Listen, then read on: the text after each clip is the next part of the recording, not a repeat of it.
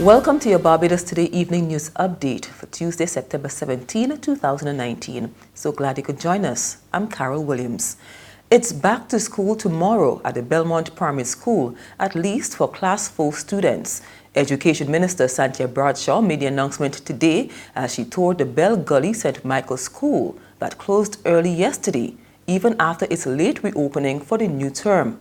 She explained the school was closed because of strong paint odor, which resulted in some teachers falling ill. The teachers are very keen despite everything that has transpired, and I really appreciate their patience in the matter as well, to be able to get the Class 4 students back in from tomorrow. So Class 4 students at Belmont Primary will be in school from tomorrow, Friday. Teachers are also coming back in to work with the principal to be able to get the school in preparation for that. We've basically also brought in some industrial cleaners to give the additional support to the janitorial staff as well, to make sure that the surroundings are clean and suitable for the students to come in on Monday as well. Bradshaw also disclosed that the school is in line to get a new prefab bathroom when it fully reopens on Monday. This follows heavy criticism of the use of chemical toilets at the school yesterday, which Bradshaw insists was the best alternative in the circumstances. She admits that the ministry's school's summer program did not go as well planned, but she says it's a learning curve and she'll continue to do all she can to improve school plans across the island. I think we were trying to really settle the school environment, which has not been settled for some time, to try to avoid a number of the issues that resulted in closures last year. Yes, there's been inconvenience, but I think this is a far better situation long term, and I hope that we can settle the situation in the schools where we will not have, not that we're not going to have any, but I think that we'll see a reduction this year in the number of complaints. Okay, we're not able to accomplish all of the termite infestation issues in the schools, so those still exist. We've not been able to address all of the issues of the environmental concerns as it relates to fungus, because that is something that is an ongoing problem that has to be treated. But for the most part, in terms of the surroundings, having partners like NCC, Minister Prescott being always ready and willing to be able to address issues of COWIC. As you would realize, this year you've not heard anything about COWIC thus far, because we have been in communication, have been trying to address a number of the issues that are recurring constantly. So I think looking back, when we go forward next year, I think this may have been a learning curve. But even as the minister gave her assurances, the Barbados Union of Teachers raised more concerns about the environmental conditions at a number of other schools. At a packed meeting held at Solidarity House, Union President Sean Spencer emerged and told the media the BUT is concerned about pollutants affecting 3 St. Thomas schools, Sharon Primary, Lester Vaughan, and the Maria Holden Nursery. There have been a number of issues arising due to pollutants emitted in the area by a number of business enterprises. There was an arrangement made with these businesses to have retrofitted filtration devices to alleviate the problems within the area. However, at present, we are keenly aware of the fact that a number of persons on those compounds, notwithstanding Sharon being closed, are still being affected by those pollutants. We wouldn't wish to speak in any great detail beyond that, but we are seeking to investigate those matters thoroughly in the coming days. Another pressing issue for the teachers is the dress code being enforced by the Ministry of Education. Spencer says while teachers are expected to adhere to standards, authorities should relax the rules, especially as the island endures a heat wave. When we spoke to dress code, all we were seeking, and I've discussed this with the Chief Education Officer, is for the exploration of good sense in terms of the climatic, let's say the weather. In the prevailing heat, persons have been in distress, students and teachers alike. We've had cases reported of students fainting. We've had cases where persons have been dehydrated and have had to seek medical attention. If it is that in truth and in fact, we could acknowledge this as a fact. We would seek to have some measure of relaxation where persons can find the rules are not being slavishly adhered to.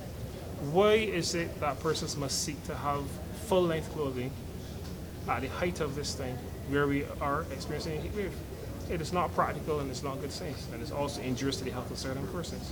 In other news, government is making moves to re-establish an office of Invest Barbados in Beijing within another 6 weeks. Word of this from Prime Minister Mia Mottley as she addressed a reception to celebrate the 70th anniversary of the founding of the People's Republic of China at the Hilton Barbados Resort last evening.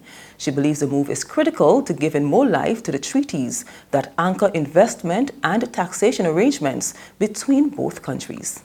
We do not make this decision lightly, but we do so recognizing that in the same way that treaty was able to bring significant benefits to Chinese firms before the protocol was established, that there is also still an opportunity for Chinese firms to use Barbados as a beachhead for investment as well as for protection as Chinese firms seek to invest in other countries across the globe, and particularly within this hemisphere, that require that additional level of protection afforded to you by the treaty arrangements between our two countries. At the same time, China's ambassador to Barbados is confident that a memorandum of understanding of Belt and Road Cooperation signed between the two countries back in February will deliver benefits in a range of areas.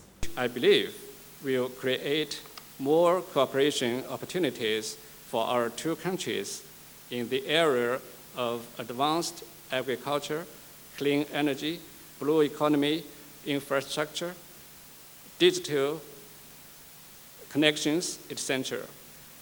The Embassy looks forward to working with our Barbadian colleagues to bring the MOU into practical cooperation projects and to advance the economic and social development of Barbados. There's regional and international news after this short break.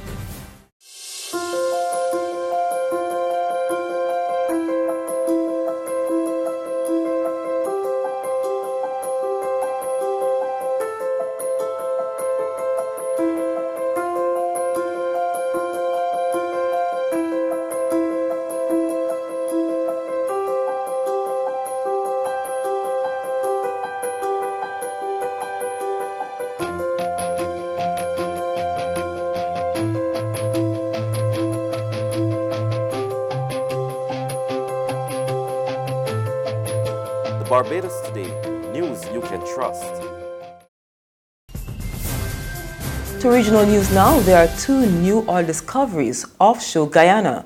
These bring the total number of oil discoveries to 16 since 2015. The details in this report from Handel Duncan of HGP TV News. The number of discoveries for 2019 has now jumped to 6, the highest number of discoveries to be made in a single year since the first announcement was made in 2015. According to Tullow Oil, the Joe 1 exploration well was drilled by the Stenafort drill ship to a total depth of 2,175 meters in water depth of 780 meters.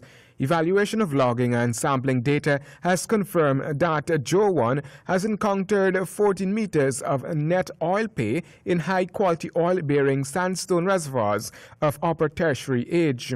Tullow and its partners will now evaluate data from the Joe 1 discovery alongside data from the Jethro 1 discovery announced in August of 2019 and await the outcome of the Karapa well to determine the optimal follow-on exploration and appraisal program. Meanwhile, ExxonMobil said it made an oil discovery on the Stabroek block offshore Guyana at the Triple Tail 1 well in the Tarbot area. The discovery now adds to the previously announced estimated recoverable resource of more than 6 billion oil equivalent barrels on the Stabroek block. Exxon country manager Rod Henson spoke briefly to reporters on the sidelines of a conference on Monday. I'm very happy to announce a Triple Tail 1 discovery. This is more good news for Guyana. That's correct. And finally, on the international scene, exit polls following Israel's second general election in 5 months suggest the result is too close to call. The centrist Blue and White Alliance of former military chief Benny Gantz is projected to win between 32 and 34 seats, and Prime Minister Benjamin Netanyahu's right-wing Likud party 31 to 33 seats. Netanyahu called the snap vote after failing to form a governing coalition in the wake of an election in April. More in this CNN report. It's an election race too close to call. The longtime leader of Israel versus the former leader of the military.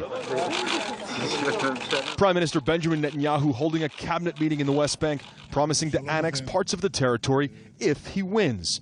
Despite the inevitable international outcry, Netanyahu has shown once again he'll do whatever it takes to win. The 69-year-old leader has put his friendship with President Donald Trump on full display.